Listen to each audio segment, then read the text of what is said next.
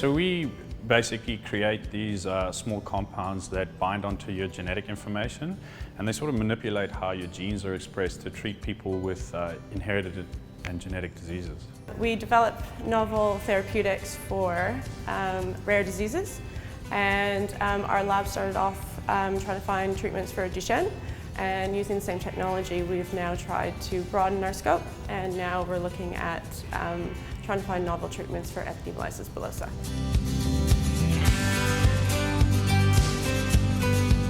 I've been working clinically and researching in the area of infant feeding for the past 20 years, and over the past 5 to 10 years there's been increasing interest in tongue tie and its impact on feeding, swallowing, speech production, airways and breathing in babies.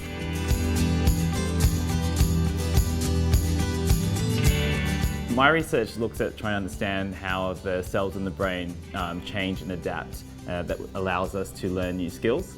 And by understanding that, we hope to find ways of promoting that in, say, with aging-related diseases or with trauma such as stroke to help people regain any lost function.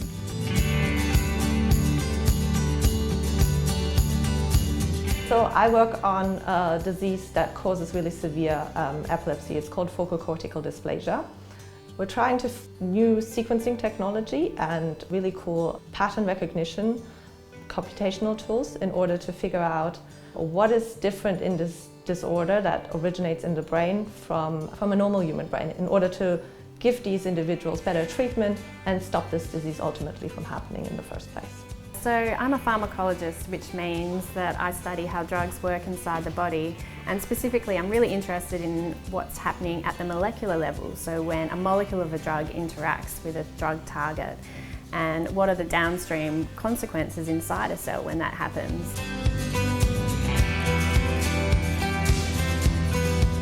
I'm a GP and I currently work in Armidale.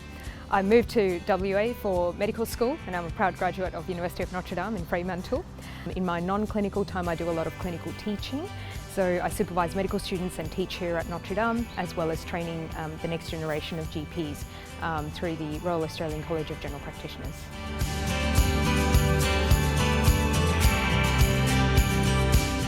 Cybersecurity is a very complex and diverse discipline. My research focuses on Internet of Flying Things and Internet of Health Things. Smart healthcare devices such as pacemakers are vulnerable to cyber attacks, and they present an easy target for cyber criminals.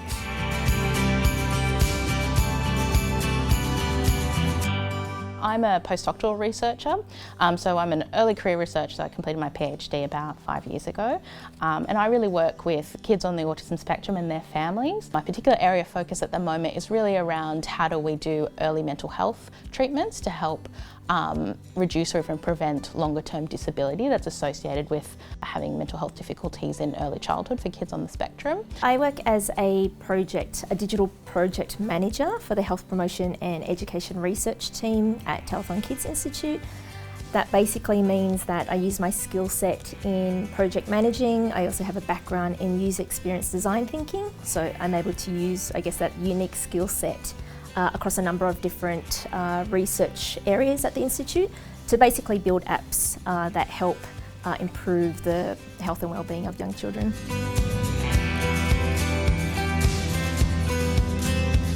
Essentially, I manage a team of professional services staff, and our role is to make the smooth operations of the college happen and support our academic staff so they can do their job.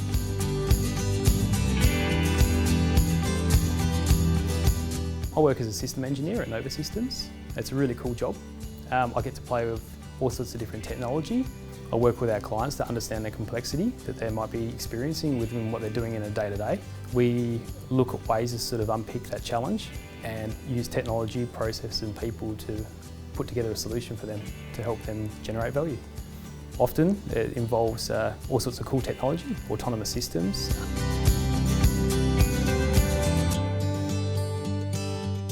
I do a transport economics, and it's a study that looks at economics of transport initiatives, projects and programs.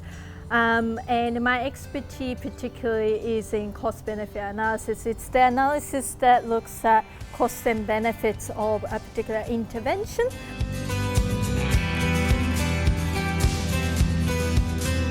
I'm a Senior Lecturer Learning and Teaching Coordinator for the School of Nursing and Midwifery.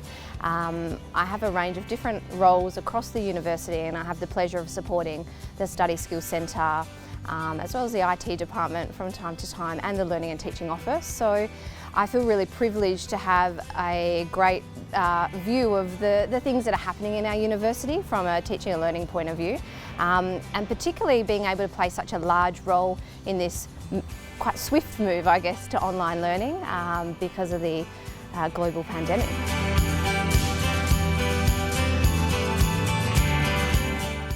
I'm here to congratulate all this year's Aspire Award winners.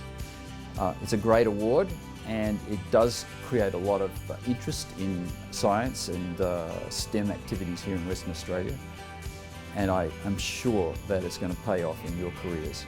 In this, our 21st year of our Aspire Awards, I'd like to thank our partners for your tireless work in putting these awards together, for collaborating with us as you do, and also, most importantly, congratulations to our winners. We hope you travel one day to the comforts of your desires and you have a wonderful experience overseas, and this helps you develop your career. Thank you and well done.